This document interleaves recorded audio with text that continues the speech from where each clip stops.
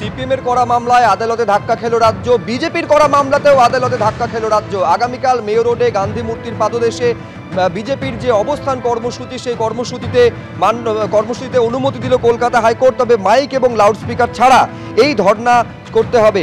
কাল এবং পরশু মেয়র রোডে বিজেপির ধর্ণায় সম্মতি দিল কলকাতা হাইকোর্ট। ধর্ণায় সুকান্ত মজুমদারকে থাকতেও অনুমতি দিয়েছে হাইকোর্ট।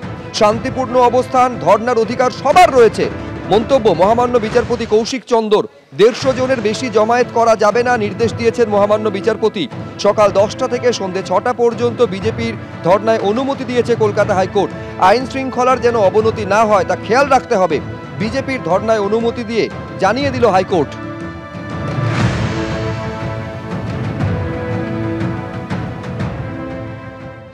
সন্দেশখালিতে যেভাবে পুলিশি নির্যাতন চলছে, সাধারণ গ্রামবাসীদের উপর অত্যাচার চলছে, যেভাবে মেন অ্যাকিউজড সেখানে অ্যারেস্ট হয়নি, তার প্রতিবাদে আমরা 26, 27, 28 এই 3 দিন কলকাতার গান্ধী মূর্তির পাদদেশে একটা সিটিং ডেমনস্ট্রেশন করব বলে, সেই যে এলাকা সেটা আর্মির আন্ডারে পড়ে, সেই আর্মি অথরিটির প্রপার পারমিশন নিয়ে, তাদের এনওসি নিয়ে আমরা সেখানে সিটিং ডেমনস্ট্রেশন করব বলে সিদ্ধান্ত নিয়েছিলাম। প্রথা অনুযায়ী লোকাল পুলিশকে একটা ইন্টিমেশন দিতে হয়। আমরা 25 তারিখ সেই ইন্টিমেশন থ্রু ইমেল পাঠিয়েছিলাম, কিন্তু সেই কলকাতা পুলিশ আমাদেরকে পারমিশন দেবে না বলেছিল। আমরা বাধ্য হয়ে কলকাতা হাইকোর্টে এসেছিলাম। আমি পিটিশনার, বিজেপি ওয়েস্ট বেঙ্গলের state office secretary as a petitioner, এই কেসে আমি পিটিশনার ছিলাম।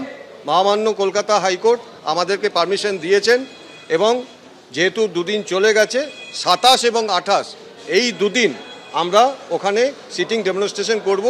কিছু শর্ত উনি দিয়েছেন যে আমাদের সাপোর্ট আর 150-র বেশি আমরা রাখবো না এবং লাউডস্পিকার ইউজ করতে পারবো না, মাইক্রোফোন ইউজ করতে পারবো না। তো সে নিঃসন্দেহে আমরা হাইকোর্টের এই যে অর্ডার, সেই অর্ডারকে আমরা মেনে চলবো। কখন অভিযোগ দায়ের হলো এবং কখন এফআইআর হলো, আগে অভিযোগ এবং তারপরে এফআইআর, যেটা সচরাচর হওয়াটা নিয়ম, এক্ষেত্রে উল্টো হয়েছে। ফলে ক্রোনোলজির মধ্যে কিন্তু যাবতীয় সংশয় লুকিয়ে রয়েছে।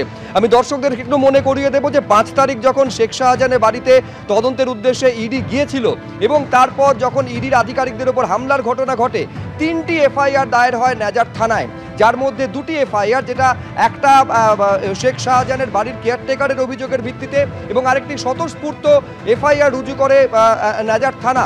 এই দুটো এফআইআরে অসঙ্গতি রয়েছে বলে খোদ উল্লেখ করেছিলেন মহামান্য বিচারপতি রাজাশেখর মান্থা। ফলে এই এফআইআর রুজু এবং পুলিশের ভূমিকা নিয়ে যে আজকে প্রশ্ন উঠছে এমনটা নয়। এই অভিযোগ এবং এই প্রশ্ন কিন্তু প্রথম দিন থেকে উঠেছে। পুলিশের ভূমিকা, পুলিশের এফআইআর রুজু করা নিয়ে প্রশ্ন বারে বারে উঠেছে। আদালতে বারে বারে পুলিশের ভূমিকা সমালোচনার মুখে পড়েছে।